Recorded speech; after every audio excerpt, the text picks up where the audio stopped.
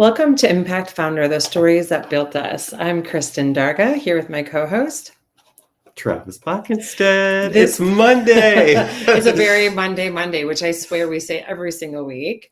But regardless, this is a podcast about resiliency, so we can do this. We're resilient, even though technology just hates us this morning. Man, it's doing a whole thing today. But hey, this podcast is about resiliency. It's about the real stories from the people shaping our world.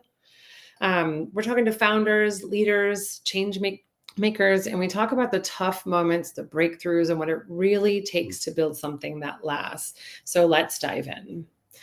Today, we're talking about, in particular, resilient cities and what it takes to keep downtowns vibrant, economies strong, and creating communities that are connected, especially, in what I like to say, the constant unpredictable economy. So joining us today is a powerhouse leader shaping the future of their cities. We're going to bring in my good friend, Aaron Buzza, and hopefully all the technology will work exactly how we want. That'd be amazing. There's Aaron. For that. Good morning, Aaron. Good afternoon from the future. I guess it is the afternoon. East Coast. It is the future, and the future is great. The future is great. Good to know. Thank you for letting us know that it's okay in 2 hours from now. But also, it's 12:13. We missed that transfer between we did noon. We did. The morning and noon. But anyway, Aaron is our first guest today. Aaron and I go way back, actually. So not only did we graduate from the same college, Wartburg College, but early kind of in my commercial production career, Aaron and I worked on Travel Waterloo, which was a multi-series award-winning show that we did and really celebrated the great kind of small town that we worked in Waterloo. And we'll talk about that just a little bit. But Aaron, you have now transitioned down south to Macon, Georgia. And you're the VP and COO at the Macon Convention and Visitors Bureau. Try to say that quickly. And he brings a ton of experience in the tourism industry, driving economic growth, and really leading the charge on how mid-sized cities can adapt and stay resilient in today's climate. Aaron, welcome to the show. The first question Thank you so much for having me. Yes, we're so glad to have you. First question is, when you look at tourism and a resilient city, especially when it comes to tourism and the local economy, what do you think is really key when we're wanting to build that to you? I think that, first of all, it's a great question and one that we should all be really thinking about, because there are going to be challenges every day. Large, small, there are challenges. So how are we resilient? How are we building upon what we learn from losses that we take, or from somebody moving on, and somebody has to step into their shoes? I think, and speaking of somebody who we're in the midst of trying to follow in the footsteps of, our downtown organization, Newtown Macon, had their leader pass away last year. And one of the things that he said about what makes our downtown a great downtown is togetherness. We figured out a way to work together, regardless of race, belief, creed, sexual orientation, political affiliation. Wow. We were together and hearing people out. We were, and that's built an opportunity for all of us to sort of follow a vision. There are people who are bought into that vision because we have great leadership throughout the community, but people are buying into that because they've had an opportunity to have a conversation about it. There are always going to be bad ideas, but in those conversations, you have to make space for the bad ideas, because you can find a good idea out of a bad idea if you just workshop it a little bit, and people feel like they've been heard, fully heard, not just heard and I've given you my 30 minutes and we've had coffee, but people have been fully heard. And so there's an opportunity to take a step forward if we have to take a step sideways. Yeah. So I have a quick, I think, go. Well, one thing, Aaron, I should have asked you this at the top, actually. give us the profile of Macon, and compare that to the profile of where you started in your career, which was Waterloo. You've got a Midwest city going through a lot, then you're down south. Can you give us the profile of kind of both? I will give you the profile of Macon in one word: awesome. We are Biased. a really cool community in Central Georgia, or as we say here locally, Middle Georgia. We're right at the crossroads of major interstates and major thoroughfares. So we like to say that all roads pass through Macon. We have great history. Architecture was preserved through the Civil War, and so we have pre-Civil War architecture and buildings here. We have two national landmarks here in Macon, and we've got a wonderful history. Of course, history with challenges, but I mean, there's resiliency in that. Finding where it was that we were and getting to where it was that we are now. But really cool history. I'm knocking on wood here, in line to become the community that has the newest national park in the country, the Okmulgee Mounds National Park and Preserve, and that'll be the first one here in the state of Georgia. So our history goes back 17,000 years. There's been habitation here for 17,000 years. So that's cool. Lot has happened through that history. And then I would be remiss if I didn't mention 4 big names. The great Otis Redding, the great Little Richard, the Allman Brothers Band, and Jason Aldean. Musicians who are from here, who made their name here, and people still come to town for their names. And so it's a really cool community. And comparatively to where I was in Waterloo, Iowa, it was interesting when my wife and I came and visited, thinking about moving here. We thought Macon is Waterloo larger, and Macon is Waterloo about 10 steps ahead. Not in a derogatory way toward Waterloo, but there's a lot happening here that Waterloo was getting to, where we're seeing the fruits of that labor right now in Macon. That's awesome. Yeah, that's really interesting. I actually want to piggyback off of what you just said. What are the biggest challenges that you're seeing now for cities like, I'm going to say it wrong, Macon, like the bacon, there you making go. the bacon, Macon, when it comes to keeping downtowns alive and relevant? I mean, you have this strong history, so how do you keep it relevant now? I think it's really truly looking at ourselves in the mirror and seeing ourselves for who we are, not what we once were. And I think it's, again, looking at what are all of the opportunities that are out there. You know, as I said before, we've got this vision and of all of the elected officials, mayors that I've worked with and around over my career. Our mayor, Lester Miller, is by far the most progressive as far as let's just get something done. And people have bought into his vision. And so that allows us to take a step forward. We see who we are, we see where there are needs, and we're working to fill those very quickly. And I think downtown, Travis, you'll appreciate this. I use this analogy more than I care to think about, but a downtown and really a community is a tapestry. And downtown is a vibrant portion of that. It's the story. It's where people come together. It's where you see all of the community in a very small area, and it gives you an opportunity to really know more about the community. Hey, Aaron. Yeah, I love that. A question for you, and I don't know if you know this, Kristen, but my husband and I have lived in downtowns on basically main streets for quite a bit of our life. It's the same with me, actually. Yeah. Isn't that crazy? We live downtown Waverly above a law firm on Main Street. We live downtown Waterloo. Aaron knows where I lived, right across from the Newton Cafe at the time. And now my husband and I live smack dab in the middle of downtown Denver. And one thing I'm always asking myself is, Why? Why is it important that we Mm. sustain downtowns? You've got these suburbs and other things happening. Mhm. I tell people downtowns feel the economy, they feel the shift, probably more than anything. Mhm. Why is the downtown still relevant, and why do we need to preserve those?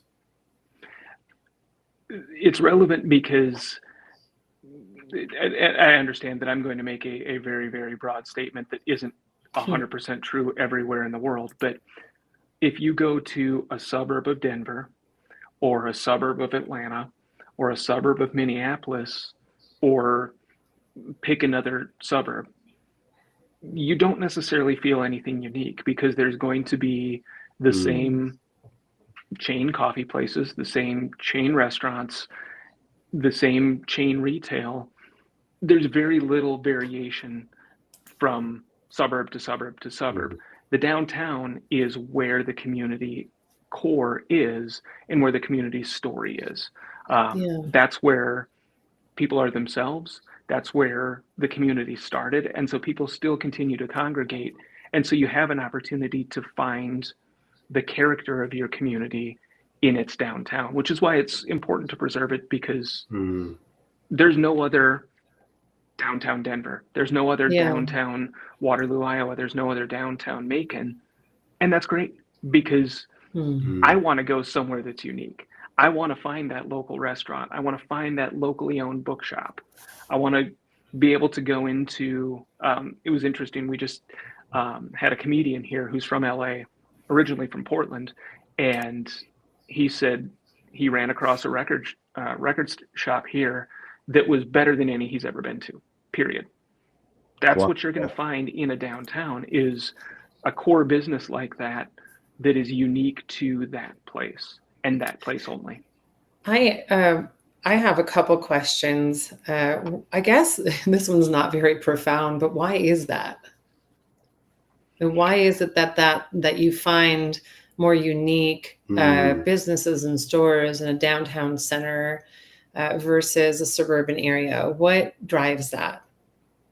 I think money is a lot of it. Mm. And this is, I'm by no means an Like expert here. infrastructure, like funding? What do you mean by money? There's infrastructure. I think as we saw communities expand outward and with the mall culture, and there's nothing Mhm. wrong with a mall. I like a good mall walk, but I Don't think we all? that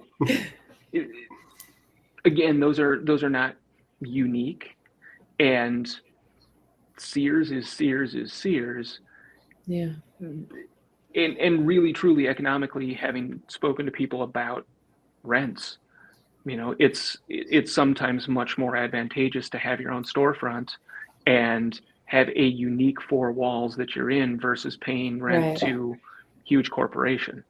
There's a place for Mhm. both, certainly, but downtown caters to unique. You have, Mm. and I'll use our organization again, Newtown Macon. Here, they are lending to small Mhm. business owners. Yeah. They're Mm. providing opportunity where there might be renovations that are done. I think that there's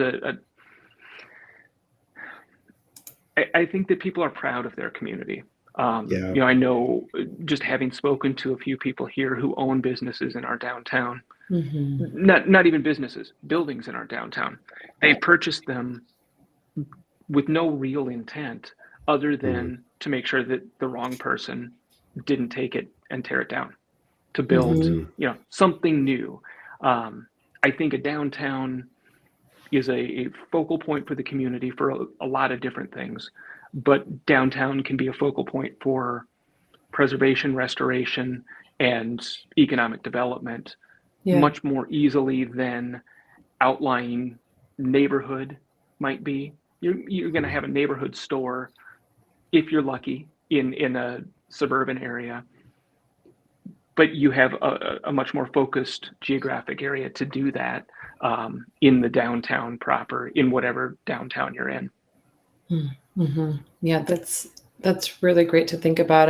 And as a business owner myself, and Travis can Mm. attest to this, maybe that's something we've always sought out, because when we both lived Yeah. downtown, I personally I love focus of community, and I studied the way buildings shape the way people interact in the streets and bike lanes, and if there's medians in the roads, all of that stuff is fascinating to me. And I think in the thought of resiliency, all of that plays a part in a downtown area in particular, and community focused. But what now if we're thinking about the future? What advice do you have for leaders trying to future-proof their cities? I think it's going back to that idea of recognizing who you are. It's very easy to look in the mirror and see yourself either with a vision of 20 years from now, or what we once were when we were the successful high school athlete. It's very easy to sort of rest on our laurels, but we need to really see ourselves in the present tense and respond in the present tense. So it's really being truthful with ourselves about who we are, because then we can better understand what it is that we need. Every community has needs, different in different places, different in different timelines, but you have to see yourself like somebody who's not from there sees you. And that allows you to put together a plan. We're a wonderful community in that, and I wish I could say, come and replicate what we've done, finding that shared vision and having people who are all in the right place at the right time. We're all in the same, whatever Olympic sport it is, is it just rowing? Where we're all rowing in the same direction right at the same time. If we could replicate that, we could, build all of the infrastructure we ever wanted, because people would want to know what that secret sauce is. But if you can find that secret sauce where you have the right leaders and then their teams buying into that vision and then empowered to go and find their avenues within that vision to find the success, I think that's the way to do it. But it really starts with recognizing reality.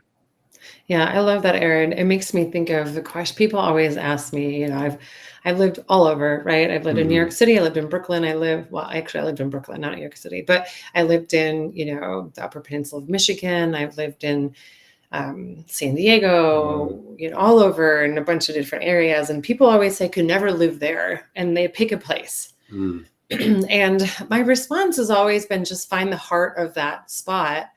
Wherever you're living, find what makes it tick.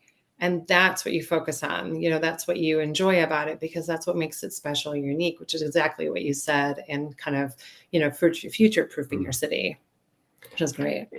And I think to that point, Kristen, it's available in a downtown in a much smaller footprint.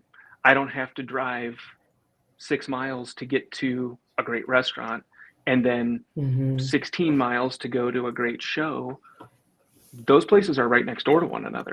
And you're going to see the people who you see regularly. You have more sense of community.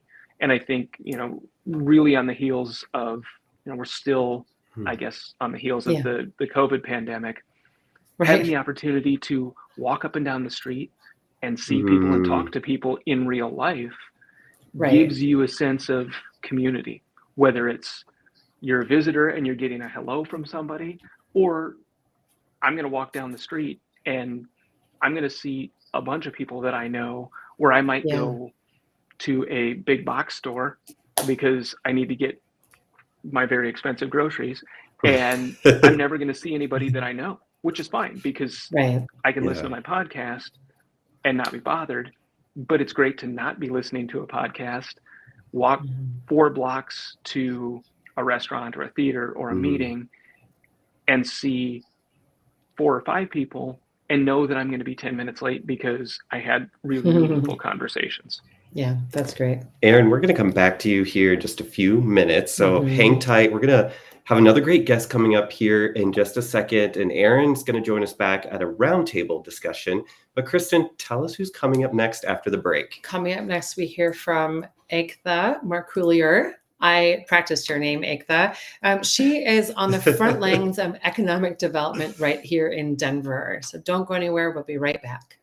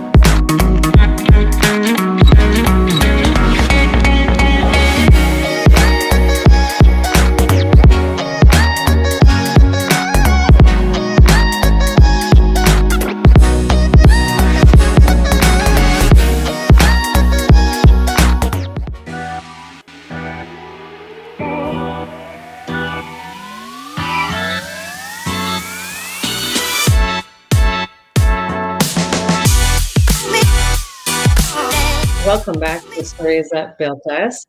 Our next guest is Ekta Marcoullier, Chief Business Development Officer at Denver Economic Development and Opportunity. Say that fast. I know. Geez, guys, she's laser focused on building a strong local economy, supporting small business, and making sure Denver remains a place where people want to live and work, which I love because I live and work here.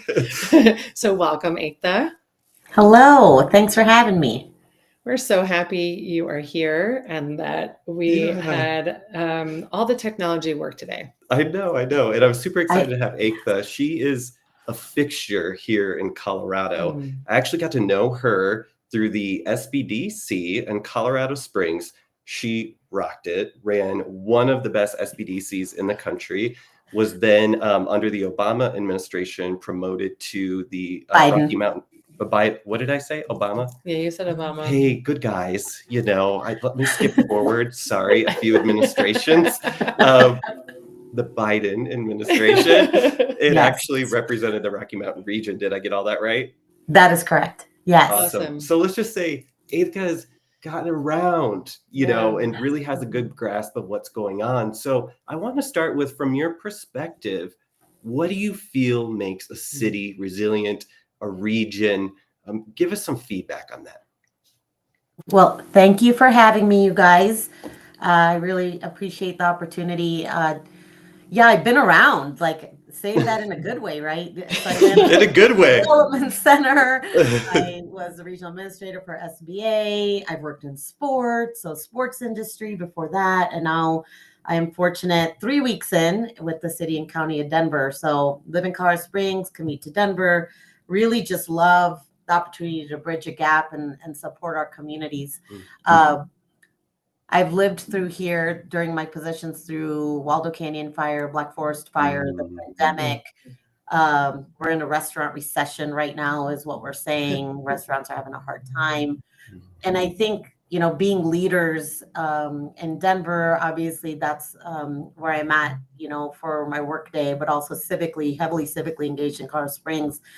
I think having a strong community is based on a lot of things, but first leadership. We need very strong local leadership that understands or has a cabinet of smart individuals that understands industry and the different ways our economics impact those industries. I believe we need strong public-private partnerships. Obviously, we're doing investments in infrastructure lately, all through the areas, which is very exciting. You see it at the airports. That's what nice. You see a lot of construction and buildings going up, things like that. Cranes in the air is what economic developers say is a good thing. And then, coming from small business development for most of my life and, helping grow businesses in that area, having strong partnerships and technical assistance programs and resources is incredibly important. Affordable access to all, incredibly important to me. And then finally, I think leadership in our communities which is why we remain strong even when it's hard. I mean, nothing is perfect right now, but being engaged civically with other organizations so we really understand the needs of underrepresented communities, those that don't have a lot of support sometimes because there aren't a lot of programs. We just need to be everywhere all the time. And that's why building strong teams and being where we need to be civically through partnerships and putting money where it matters is what makes strong communities. Mm-hmm. I actually do have a question that might kind of piggyback on some of what you just said. What kinds of economic development efforts are cities investing in now that they weren't investing in 5 or 10 years ago? Well, I think as you see, so there's a few things. So the first thing is looking at it from a big picture, but all the way to I mean, I kind of talk about Colorado Springs and Denver right now because I know That's okay. where I am and I'm from Iowa too. So part of that would be, but you know, a lot of what we're doing is we're investing in tech and innovation and infrastructure. I see a lot of that happening right now because what we learned through the pandemic and supply chain disruptions is that we have to be dependent on ourselves. It is very important local creating innovation, putting money into that innovation so that we aren't dependent on other countries. Now, and so a lot of money has been, put into manufacturing, for example, innovation and startup programs. So that's important. But also you were talking about downtown. Downtown are a hub for people to go to. I mean, if you look at Colorado Springs, we got the Switchback Stadium, we've got the Pikes Peak Center, World Arena. And then in Denver, you have the Broncos, the Rockies, the Main Street up there. I mean, it is the hub, but I think a focus what's happening in both locations is we need to retain the businesses we have. Yeah. Yes. That they stay, but also create that neighborhood experience. One of the things I think, though, is that if you do go to the suburbs, if you do go to neighborhoods, we have a great program in Colorado Springs called Kono, right? Yes. That brings neighborhoods together. Well, Denver Economic Development has a program called Nest. So it's all about creating neighborhoods and the feeling of bringing people together and serving those that need to be served. So there's been a focus I see on retaining the businesses we have in our downtowns, keeping those storefronts energized, putting money into those storefronts, but also creating that feeling of home, creating a feeling where family can be. I'm going to follow up on that. Why do you feel sustaining downtowns is still such a big deal, even with remote work and shifting habits? Like I know here in downtown Denver, I've been here 9 years now this month. And prior to COVID, I remember it being like elbow to elbow on streets. And like you would have to call for a dinner reservation. There was no way you were going to get in, right? And you were going to be, your whole lunch hour would be ate up waiting in line, 20 people to get a coffee, so I think that's one of the challenges is we don't have hundreds of thousands of people coming necessarily currently downtown to work. So what are your thoughts on that remote work and shifting habits? Yeah, that is a real struggle right now. I mean, COVID taught businesses, which is not bad, that you can do things a different way, that you can work from home, that you can make it work.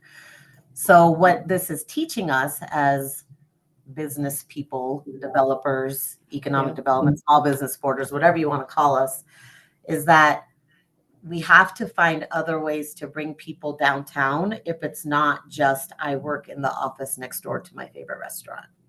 And so I think that is why I see downtown partnerships, downtown development authorities working closely hand in hand with economic development agencies to recreate a story of why you want to be downtown. Because as I said, restaurants are struggling, retail is struggling because of all the other impacts of what's happening in the world. We have less money to spend.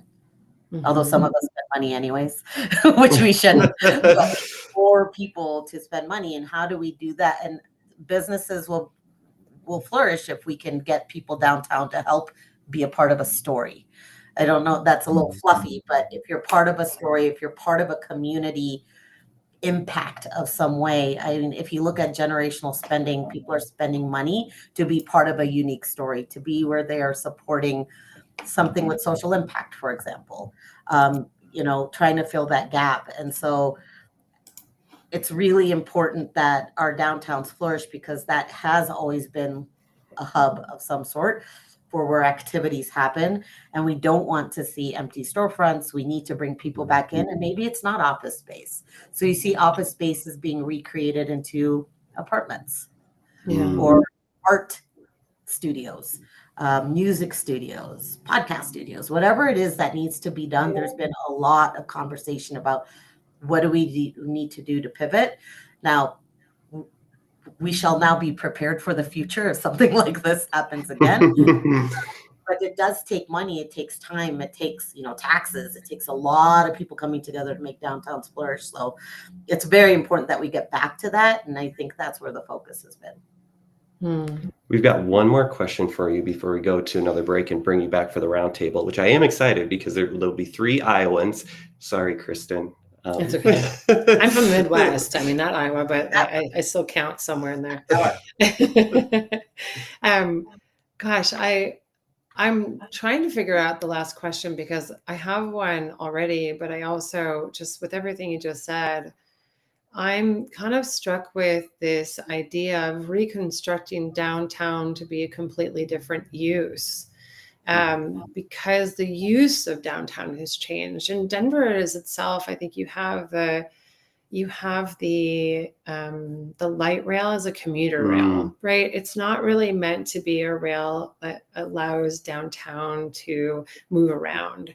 It's really meant for commuting, right? So on some level, Denver was designed, let's say 15 years ago, with that in mind. This light rail, probably even further than 15 years ago for that, with this idea of making it easier to commute.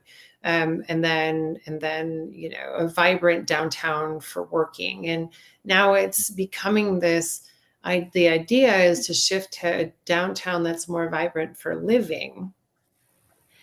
That's a whole different behavior. And that also, that requires supporting businesses through that transition.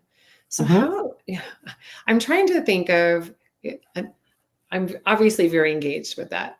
What we don't know that I haven't said during the podcast so far is that my sister studied, she was a master's in public policy, and I took all of her urban planning books and read them for fun, the ones that were on the syllabus. So it's just it's a fun, creative conversation for me to think about how to shift the behavior of a city, because that's essentially what you'd be doing by reallocating. It's a very expensive project to reallocate a commercial high rise to become residential. So I find all that very fascinating. I guess, gosh, I'm stuck because I want to have a conversation about that. But I guess I could, yeah.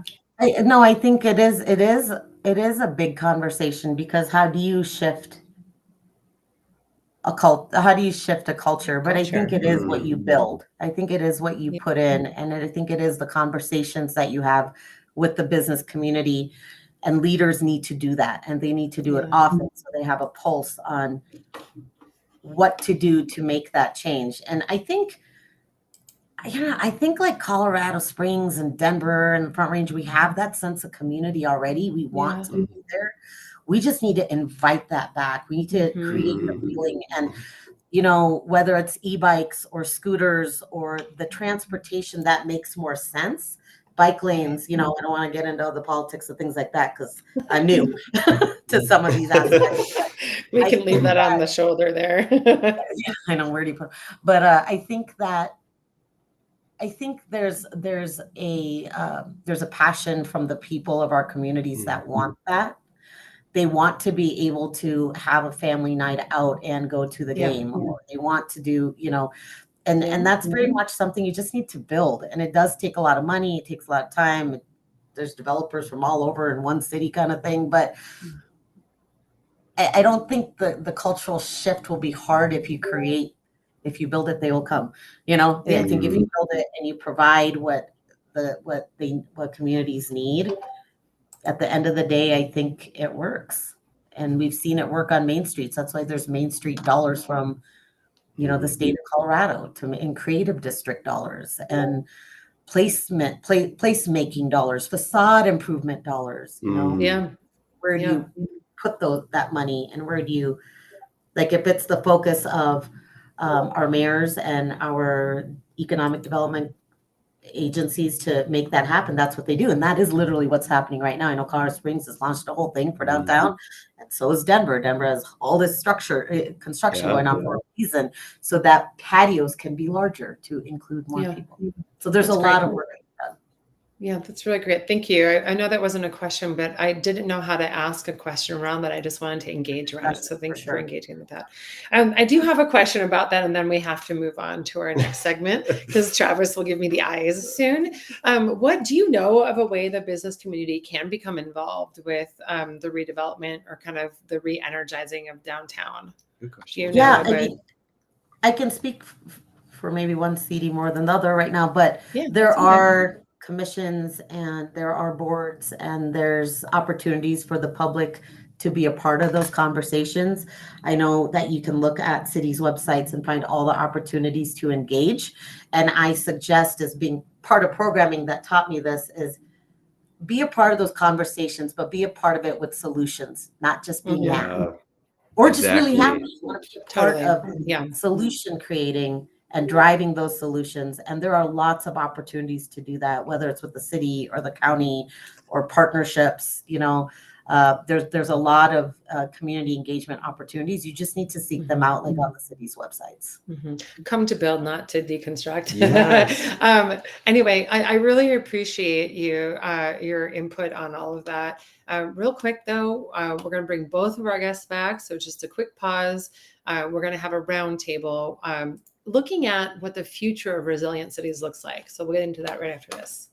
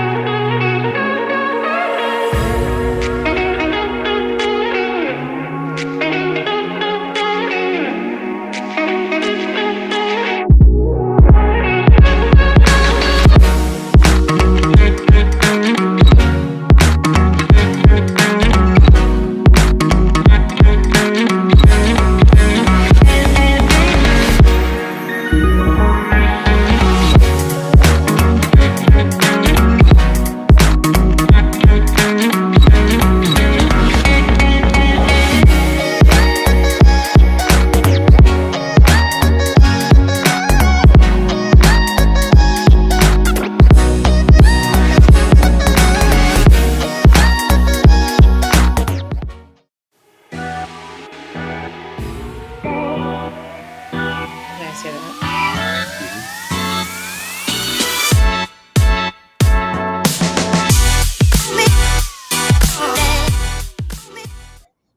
Welcome back to The Stories That Built Us. We are joined by our guests again. Yes, we're talking today about resilient cities. You've been listening. We have two experts in economic development that have been joining us through this conversation, and I'm going to go ahead and bring them in. Hey, Welcome back, everyone. now we've got our whole crew on here, which is pretty exciting. Aaron Buzza with Visit Macon, and Eiktha also works as the Chief Business Development Officer here in Denver, been on the job for 3 weeks.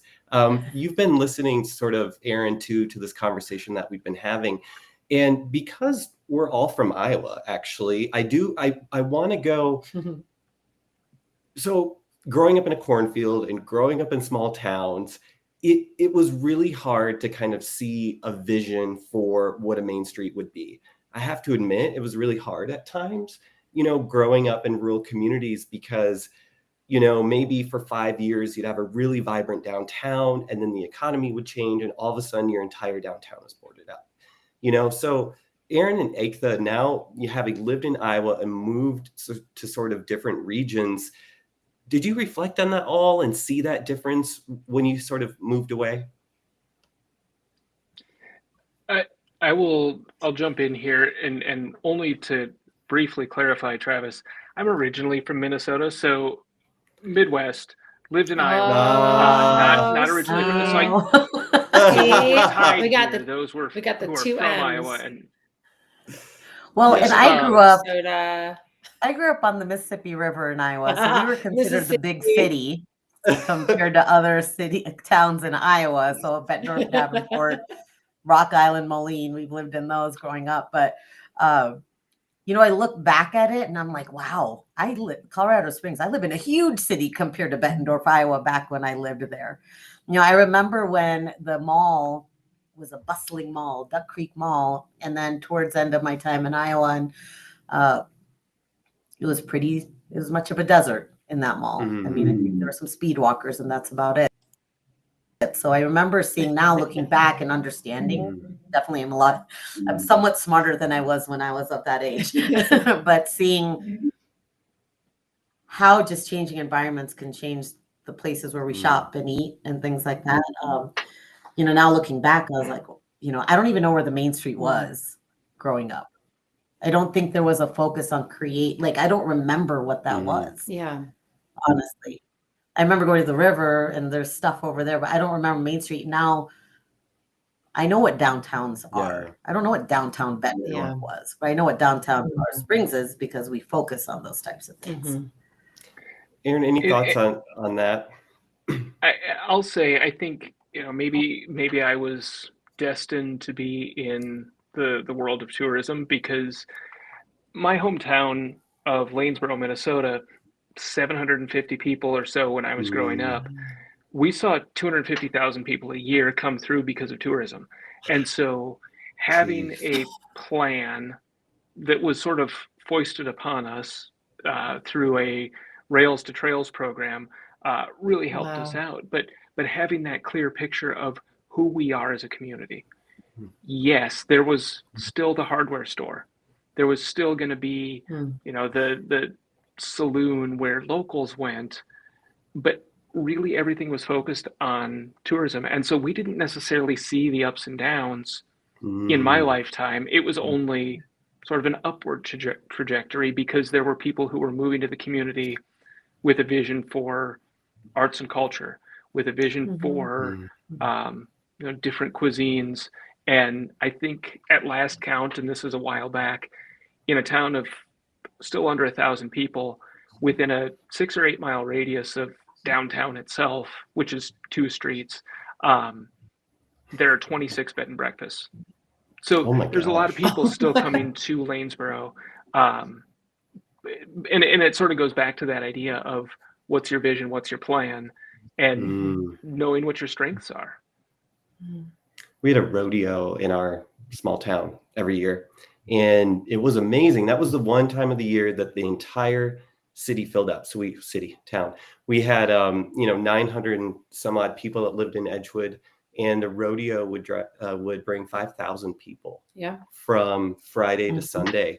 And it was the coolest time to be in town because it was so full, but I do remember, once that event went away, it was like, okay, let's wait till next year. But yeah. That's like Cheyenne Frontier Days for Cheyenne, Wyoming, right? It brings in thousands and thousands and thousands of people for that week. Right. Or Sturgis, is that similar? Where sort of that whole community. Very similar. Yeah, that blows that town up. Sturgis. We didn't have, growing up, I actually lived in a suburb, so we didn't have a central downtown area. We had the mall. We also had neighboring towns that we went to, and that became sort of like, that was where we would always go to, right? So back to what Aaron was saying earlier, is just passing people by and see people in the street, and having a downtown setting was incredibly valuable.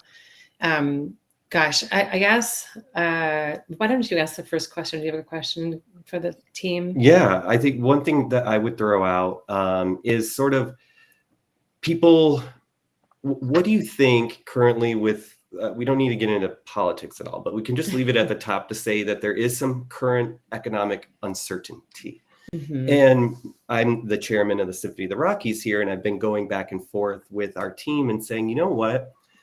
We need to be very strong as a local symphony, and we need to anchor ourselves.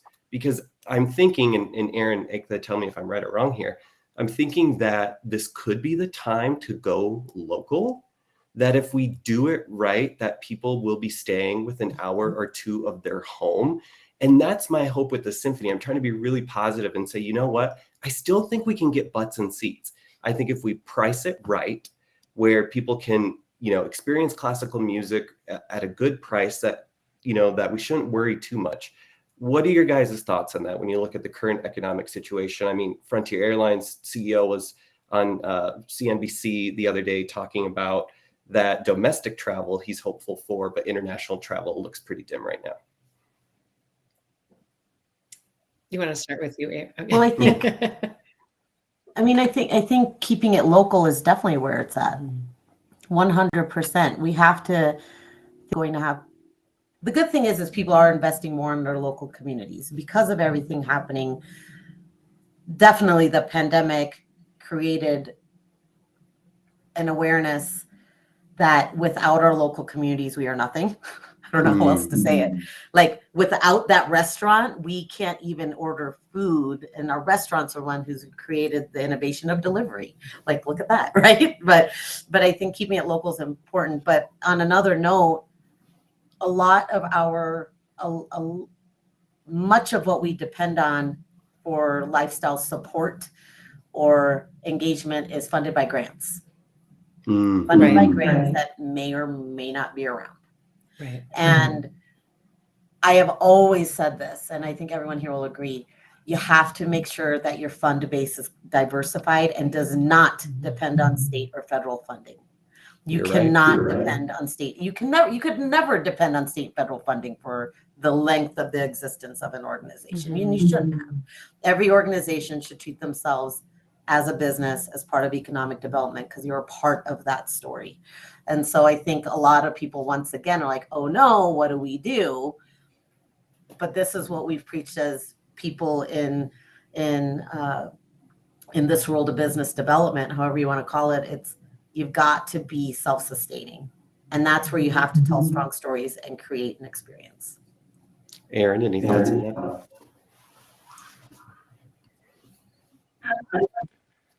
I think we've seen this maybe to different degrees over the course of time. I mean, post 9/11, we saw a huge dip in airline travel. In 2008, with the housing crisis, we saw people change how they were traveling.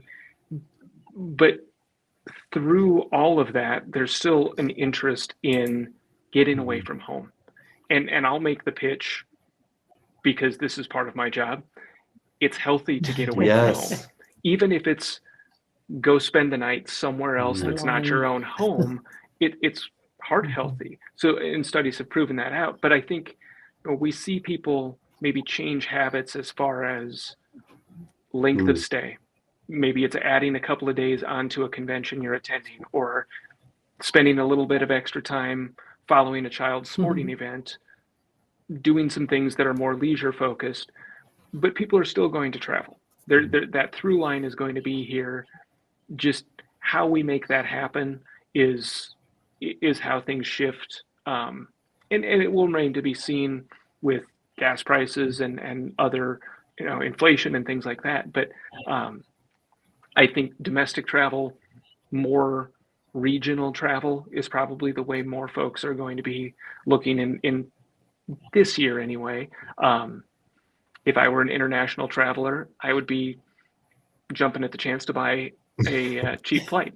But I think, just with everything that's happening and a lot of uncertainty, that domestic travel is going to be easy, because people, even if they don't have their car with them, if they're flying across the country, they could get home if they needed to. Last question. If you could wave kind of a magic wand, two parts, a magic wand, and give cities one thing to help them be resilient, what would it be? And then what's the one thing that you have implemented yourself that you've noticed has created resiliency where you are? Magic wand and something you've done. Inkta, you want to take that one? Sure. On the spot. Sorry. No, I think cities just need the ability to have more money. And I know that's a cop-out answer, but I think if we had the infrastructure dollars we could have to really build all the things we need in our downtowns to create that experience, we would. I think if we could have cheaper flights to take, I know Denver's launching a direct flight to Rome soon, which is very exciting. Ooh, nice. But I know I'll go to Rome. But I think if there's more money for innovation and startups, so a couple things, infrastructure dollars, and more money to support national startups, technology and innovation in the United States. That is where we need a lot of money. A lot of money, isn't necessarily always funneled to that small business that's going to put its mark on our communities, and then for the country, and then be an international global thing. It starts somewhere. We just need more money. There's never enough to put into innovation and technology and small business. That's where I think it needs to go. Aaron, any thoughts on that? I think if I could wave a magic wand, I would give every community leadership who is willing to listen to the voices in their community. Not every voice, because not every voice makes sense. But I want leadership to take the time to explore different points of view and hear people out, see people where they are, because then you can find the blueprint, you can find that vision that people can buy into, rather than it just being one or two or three very loud voices or very wealthy voices. So give people that opportunity to hear. Aaron and Ekta, thank you so much for taking time to be on our podcast. Resilient Cities means a lot to Kristen and I. So thank you so much for your expertise. We appreciate you guys. Thank you so much. Thank you, guys. Take care. Thank you so much. When we come back, Travis and I will share our takeaways and reflection from today's conversation. We'll be right back.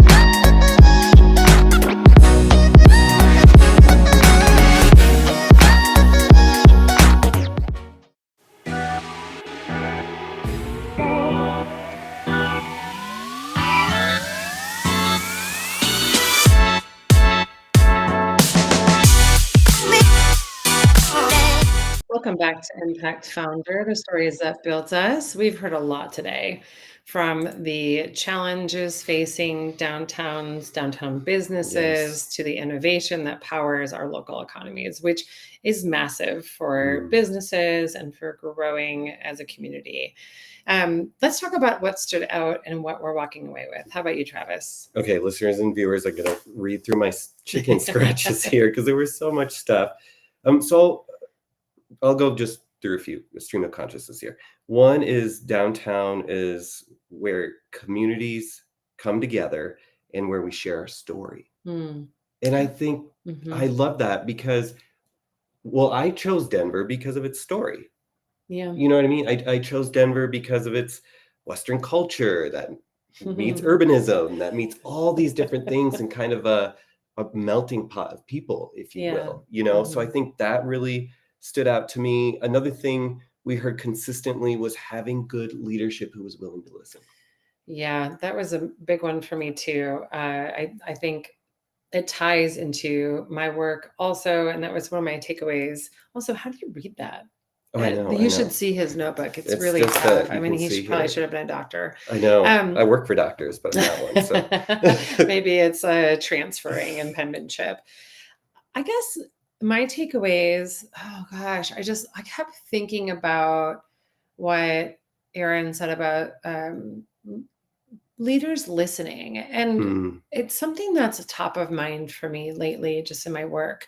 Um, there's this, I've been having a conversation with some of my clients about what the face of leadership looks like now, and mm, what it's moving toward, and why it's moving toward that. And having leaders who listen to their community or their team members is massive. it And so is. that really struck with me, obviously, just because of what I do.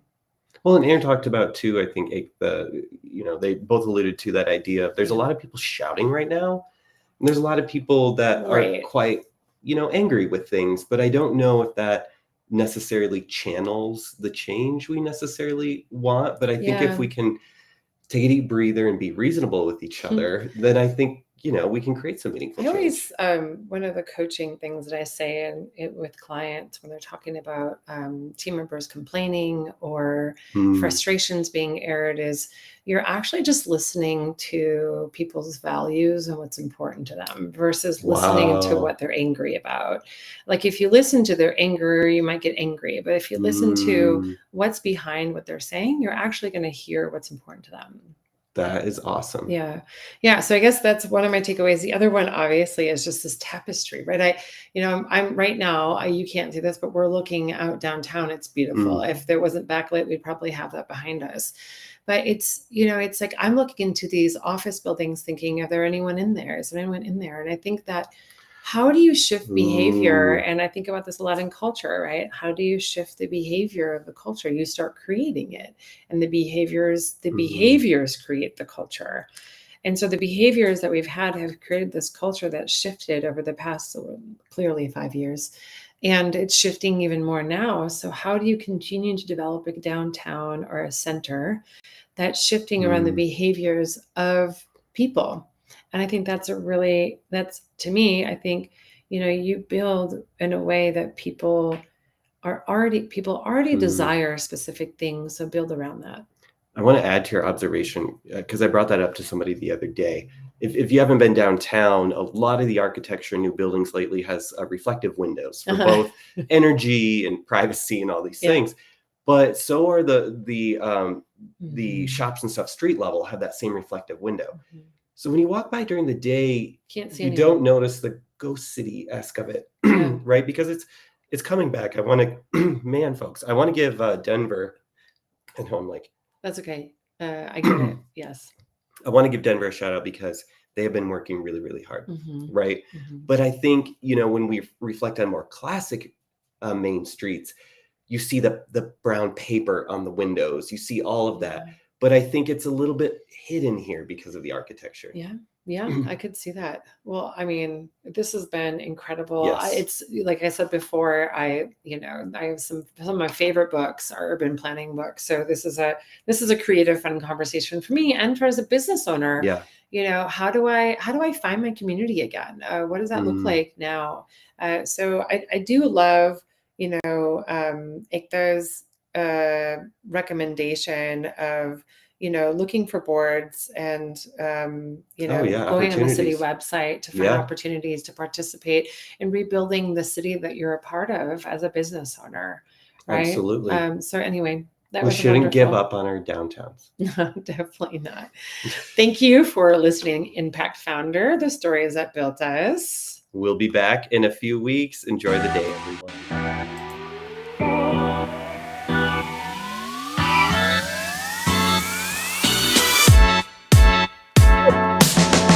Don't make